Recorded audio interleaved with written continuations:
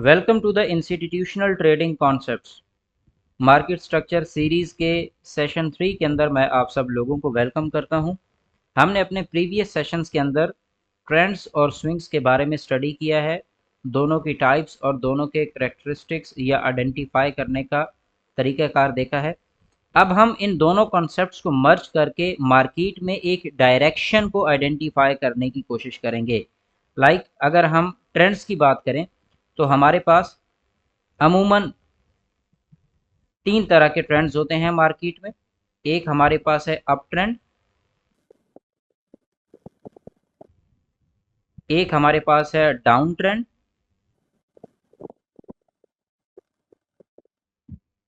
और एक हमारे पास है रेंजिंग या कंसोलिडेशन। 3 तरह के ओवरऑल हमारे पास ट्रेंड्स हैं और इसी तरह हमने स्विंग्स की कैटेगरीज को भी देखा था, जिसमें हमारे पास नॉर्मल स्विंग्स हैं और इंस्टीट्यूशनल स्विंग्स हैं। अब ओवरऑल हम अप ट्रेंड, डाउन ट्रेंड या रेंज बाउंड को हमेशा on the basis of highs and lows divide करते हैं। मिसाल के तौर पे अगर हमारे पास एक अप ट्रेंड में 2 कंसेक्यूटिव हायर हाई लग जाएं तो हम उसको कंसीडर करते हैं अप ट्रेंड। ये मेरे पास एक हाई लगा, मार्केट ने रिट्रेस किया और उसके बाद अगेन हाई लग गया। यानी कि सादा लफ्ज़ों में हमने पहली चीज़ ये देखनी है कि फर्स्ट वेव जो कि बाय साइड पे गई है, इसके जो लो के नीचे लिक्विडिटी है ये अपनी जगह बरकरार रहे और इसके अप साइड की जो लिक्विडिटी है मार्केट इससे ऊपर क्लोज दे दे, बाकायदा क्लोज दे, ना कि विक के साथ ब्रेकआउट दे, तो हम इसको कंसीडर करते हैं हायर हाई। अब उसके बाद जो भी हमारे पास यहाँ पे रिट्रेस आएगी, उस रिट्रेस के बाद हम इस जोन से बाय साइड को फेवर करते हुए बाय अपॉर्चुनिटी को फाइंड आउट करेंगे। ये हमारा है अप ट्रेंड, जिसके अंदर एक हमारे पास हाई ये लगा और उसके बाद दूसरा हाई ये लगा और इस ओवरऑल हायर हाई के दौरान हमारी जो फर्स्ट वेव जो बाय साइड पे मार्केट को लेके गई है, इसके नीचे की लिक्विडिटी यहाँ पे बरकरार होनी चाहिए, तो तब हम इसको कंसीडर करते हैं एक अप ट्रेंड। अब इसी तरह अगर हम डाउन ट्रेंड पे आ जाएं तो 2 कंसेक्यूटिव लोअर लो लग जाएं। मिसाल के तौर पे ये मेरे पास मार्केट में फर्स्ट सेल आया है, उसके बाद मार्केट रिट्रेस करे, अपसाइड पे मूव दे और दोबारा एक लो लगा दे। और सिनेरियो कुछ यूं है कि पहला जब सेल आया था तो इसके ऊपर जो लिक्विडिटी पड़ी है इसको मार्केट उड़ाए ना, यानी कि ये जब रिट्रेस करे तो ये हाई तोड़ने के बजाय मार्केट ये वाला लो तोड़ दे। अब उसके बाद फर्दर मार्केट जो रिट्रेस करेगी, यहां से हम सेलिंग अपॉर्चुनिटीज को फाइंड आउट करेंगे। तो टेक्निकली हमारे पास लोअर लो में मार्केट यहाँ पे ये जो फर्स्ट सेल आती है इसकी लिक्विडिटी उड़ाने के बजाय, अप साइड की लिक्विडिटी उड़ाने के बजाय डाउन साइड की लिक्विडिटी उड़ाए और बाकायदा कैंडल नीचे क्लोज दे, तो ये हमारे पास लोअर लो लगता है और ये पॉइंट होता है जहां से हमने सेलिंग अपॉर्चुनिटी को फाइंड आउट करना है और इस पॉइंट से हमने बाइंग अपॉर्चुनिटी को फाइंड आउट करना है। अब आते हैं रेंज बाउंड पे। रेंज बाउंड में अगर 2 कंसेक्यूटिव इक्वल या आप यूं कह लें कि almost equal highs and lows की फॉर्मेशन हो जाए, मिसाल के तौर पे मार्केट पहले अप ट्रेंड में है या डाउन ट्रेंड में है, अगर वो किसी भी जगह पे आपको एम पैटर्न बनाती दिखे, लाइक ये मेरे पास अप साइड के ऊपर ये फर्स्ट हाई और ये second high, in the same way market इस पॉइंट से अगर आप कंसीडर कर रहे हैं तो फर्स्ट और ये second, two consecutive equal highs and two consecutive equal lows अगर बन जाते हैं तो इसे आप रेंज बाउंड मार्केट कहते हैं। इसमें मुमकिन है कि यहाँ पे विक नीचे बन जाए या थोड़ी सी a little bit range bound market plus minus के साथ इक्वल ना हो, तब भी आप उसको रेंज बाउंड ही कंसीडर करेंगे। अब इस रेंज बाउंड में अमूमन आपको इक्वल पॉइंट्स हमेशा बताए जाते हैं, बट ऐसा नहीं है।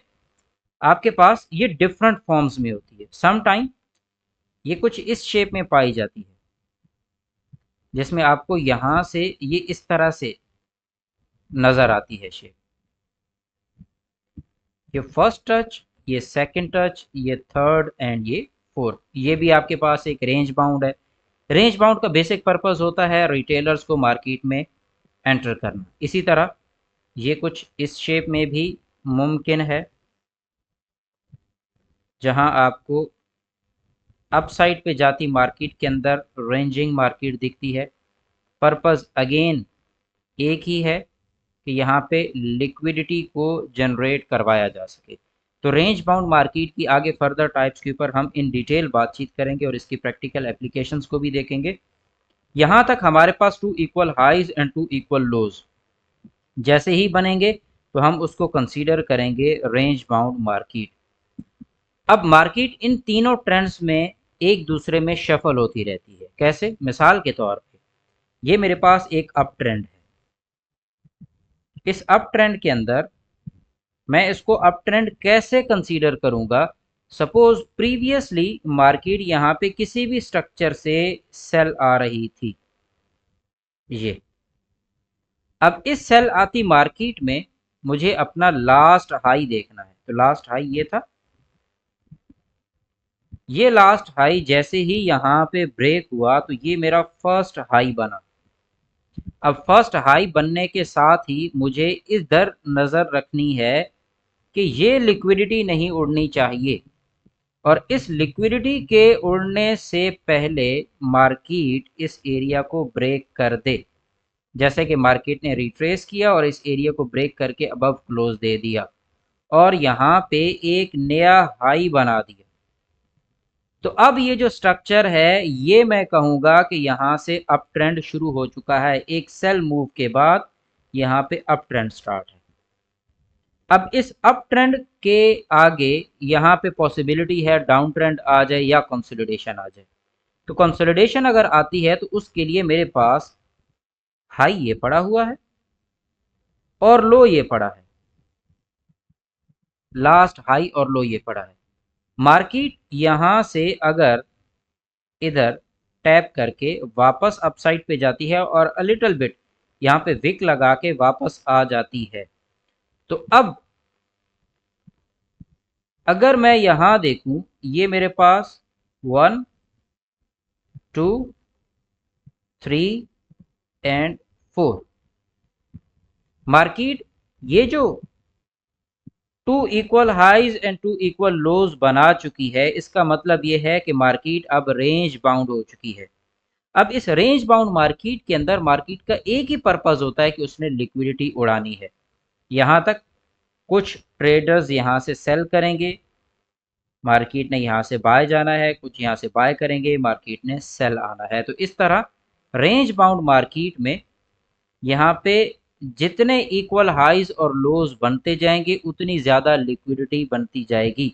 बट ये जो आपके पास रेंज बाउंड मार्केट है, इसमें एक एग्जैक्ट नंबर होता है, number of equal highs and lows का।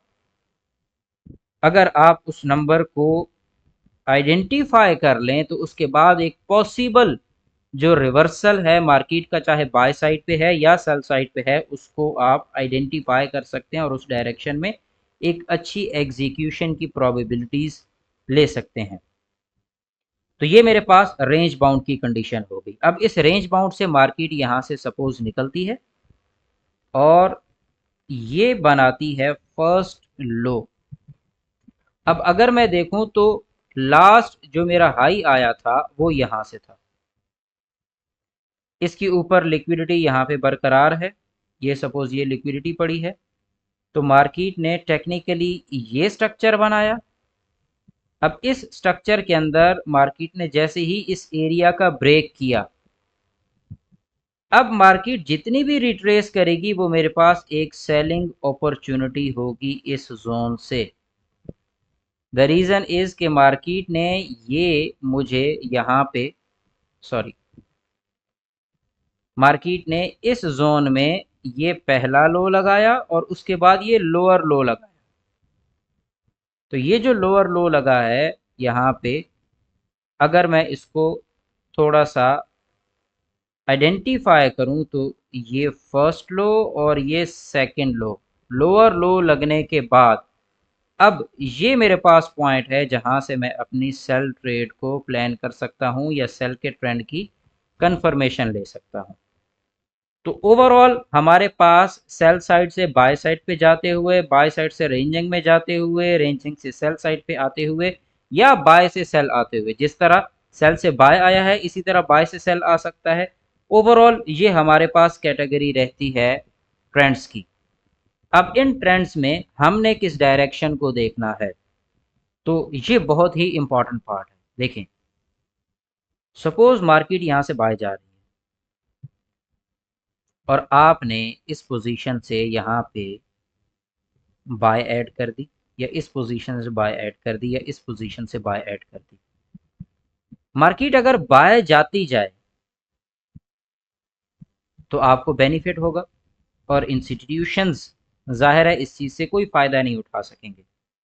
तो वो क्या करेंगे, वो यहाँ पे आपको एक सेल साइड का रिट्रेस दिखाएंगे, ये जिसे मैं ब्लैक कलर से मार्क कर रहा हूं। इस रिट्रेस से दो काम होंगे, जिन लोगों ने इन पोजीशन से बाय किया है उनकी पोजीशंस ब्रेक इवन होंगी, या वो लॉस में काटेंगे, या वो जल्दी से अपनी बाय साइड की पोजीशंस को कन्वर्ट करेंगे सेल साइड में।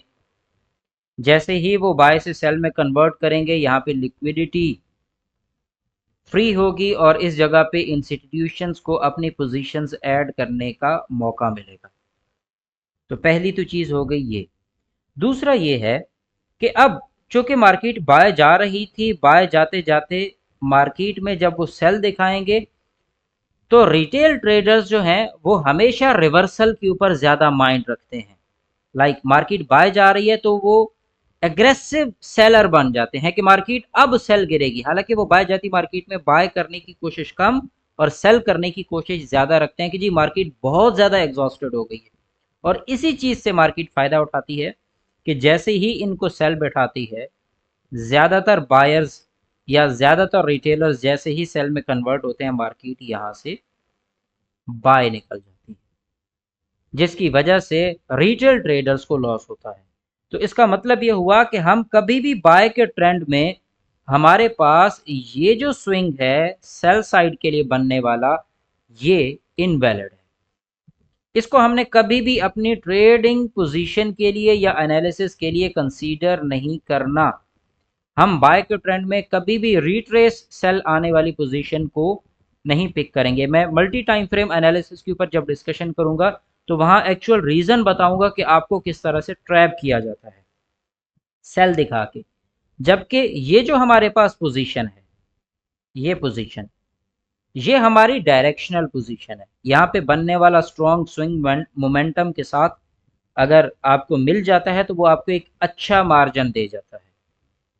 जितने भी होल्डिंग की पोजीशंस होती हैं या जो ट्रेडर्स लॉन्ग टर्म ट्रेडिंग करते हैं वो हमेशा इन पॉइंट्स के ऊपर ट्रेडिंग करते हैं।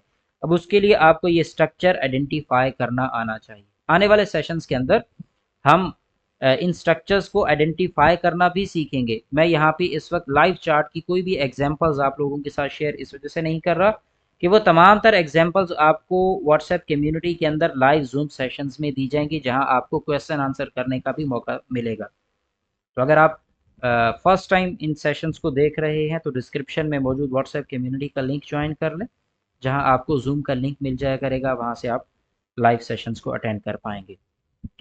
अब जिस तरह बाय ट्रेंड में हमें सेल का स्विंग वैलिड नहीं है, इसी तरह सेल साइड में हमारे पास ये जो बाय का स्विंग है ये हमारे लिए वैलिड नहीं है, यानी कि हम यहाँ से बाय की ट्राई नहीं करेंगे। अगर हमने यहाँ से बाय की ट्राई की तो हमारे लिए ये नुकसानदेह होगा। अब जहाँ तक आते हैं रेंज बाउंड में, तो रेंज बाउंड में हमेशा याद रखिएगा कि इसके जो फर्स्ट 4 पॉइंट्स होते हैं जहाँ पे इक्वल हाइज और इक्वल लोज की फॉर्मेशन होती है, इस दौरान तो हम ट्रेड कर ही नहीं सकते। उसकी वजह ये होती है कि मार्केट में हमें कंफर्म नहीं होता कोई भी स्ट्रक्चर, क्योंकि इक्वल पॉइंट्स बनने के बाद मार्केट किसी भी साइड की लिक्विडिटी उड़ा सकती है। जब हमारे पास 2 इक्वल हाइज और 2 इक्वल लोज बन जाते हैं, रेंज बाउंड मार्केट कंसीडर हो जाती है, तो फिर हम लिक्विडिटी को हंट करते हैं, प्लस उसके बाद नेक्स्ट डायरेक्शन को फाइंड आउट करने की कोशिश करते हैं।